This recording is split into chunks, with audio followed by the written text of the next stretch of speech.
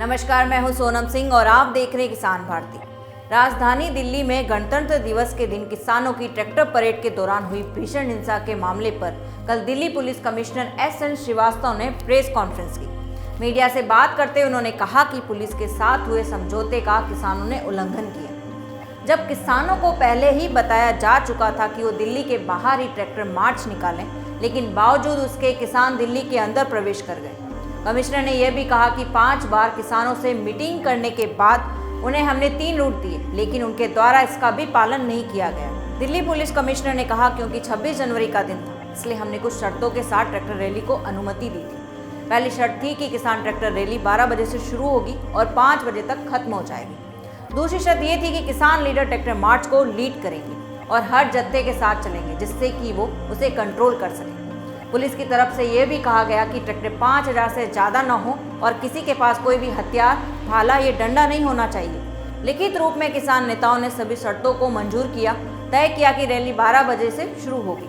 लेकिन 25 जनवरी की शाम को ये समझ आया कि प्रदर्शनकारी किसान अपने वादे से मुकर रहे हैं। जो अग्रेसिव और मिलिटेंट मेंबर थे, उन्होंने उन्हें आगे किया। उन्होंने बहुत भड़काऊ भाषण दिए, जिससे समझ में आ गया कि उनकी क्या मंशा है। अगले दिन सुबह 6:30 बजे से ही उन्होंने बैरिकेड तोड़ना शुरू कर दिया। किसान नेता सतनाम सिंह पन्नू ने भड़काऊ भाषण दिया।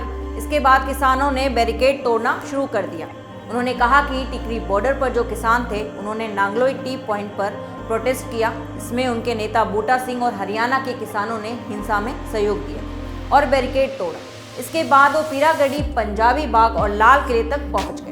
इसी तरह राकेश टिकैत के साथ कई संगठनों के किसानों ने गाजीपुर में हिंसा की और यहां से भी किसान लाल किले तक पहुंचे। पुलिस की भूमिका को लेकर कमिश्नर ने कहा कि इस पूरे मामले पर पुलिस ने संयम बरता। हालांकि पुलिस के पास सभी विकल्प थे, लेकिन पुलिस ने संयम का रास्ता चुना, क्योंकि हम किसी तरह के जान और माल का नुकसान नहीं चाहते थे। 26 जनवरी को जो हिंसा हुई, उसमें सभी किसान नेता शामिल थे। इस हिंसा में 394 पुलिसकर्मी घायल हुए, जिनमें से कुछ आईसीयू में भी हैं। इसमें सरकारी प्रॉपर्टी का भी नुकसान हुआ। पुलिस की 428 barricade, 4 X-ray machine, window glasses, 30 police की गाड़ियां, 6 कंटेनर और डंपर तबाह हुए। पुलिस ने हिंसा के दौरान अपनी संयमता का परिचय दिया।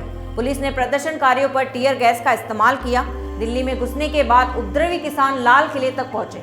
उन्होंने लाल किले पर झंडा फहराया, साथ ही कुछ धार्मिक झंडे भी फहराए गए। कमिश्नर ने आगे कहा कि हमने दिल्ली में गैर कानूनी तरीके से किए गए आंदोलन और पुरातत्व विभाग की संपदा पर झंडा फहराने को गंभीरता से लिया है।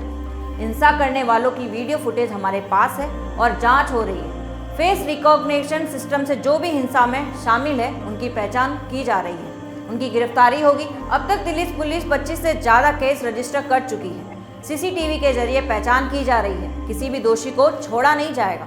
जो भी किसान नेता है, अगर उनकी भागीदारी पाई जाती है तो उनके खिलाफ कार्रवाई की जाएगी।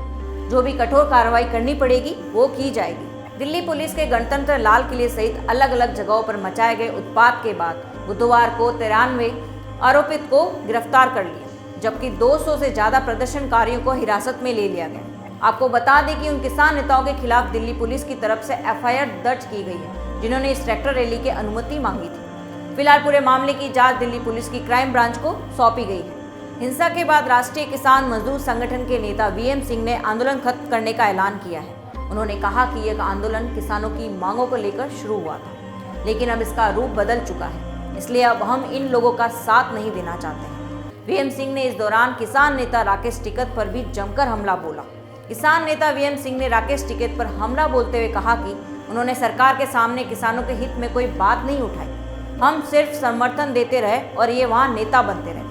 यह हमारा काम नहीं है। मैं बड़े दर्द से कहता हूं कि आंदोलन खड़ा करने का काम वीएम सिंह का था। हम इसलिए नहीं आए थे कि देश को, अपने आप को और 26 जनवरी को बदनाम करें। हम इसलिए आए हैं क्योंकि जब वापस जाएं तो धान का पूरा रेट मिले, गन्ने का रेट मिले, एमएसपी मिले। आपको बता दें, संयुक्त किसान मोर्चा ने एक प्रेस नोट जारी किया। प्रेस नोट में लिखा है कि पिछले 7 महीनों से चल रहे शांतिपूर्ण आंदोलन को बदनाम करने की साजिश अब जनता के सामने उजागर हो चुकी है। कुछ व्यक्तियों और संगठनों के सहारे सरकार ने इस आंदोलन को हिंसक बनाया। हम फिर से स्पष्ट करते हैं कि हम लाल किले और दिल्ली के अन्य हिस्सों में हुई हिंसक कार्रवाइयों से हमारा कोई संबंध नहीं है। हम उन गतिविधियों की कड़ी निंदा करते हैं। वहीं भारतीय किसान यूनियन के नेता राकेश टिकैत ने भी मीडिया से बात करते हुए कहा कि कल दिल्ली में ट्रैक्टर रैली काफी सफलतापूर्वक हुई। अगर कोई घटना घटी है तो उसके लिए पुलिस प्रशासन जिम्मेदार रहा है। कोई लाल किले पर पहुंच जाए और पुलिस की एक गोली भी ना चले, यह किसान संगठन को बदनाम करने की साजिश थी। किसान आंदोलन जारी रहेगा। फिलहाल किसान नेताओं ने 1 फरवरी को संसद कूच करने का कार्यक्रम रद्द कर दिया है। किसान नेताओं ने नैतिक जिम्मेदारी लेते हुए 1 फरवरी के लिए निर्धारित संसद मार्च को स्थगित करने का फैसला लिया है। लेकिन किसान नेताओं ने कहा है कि वो 30 जनवरी को गांधी जी के शहादत दिवस पर शांति और अहिंसा पर जोर देने के लिए पूरे देश में 1 दिन का उपवास रखेंगे। संयुक्त किसान मोर्चा ने जनता से दीप सिद्धू जैसे तत्वों का सामाजिक बहिष्कार करने की अपील की है। इस वीडियो में इतना ही। किसान आंदोलन से जुड़ी तमाम खबरों के लिए सब्सक्राइब करें किसान भारती टीवी। धन्यवाद।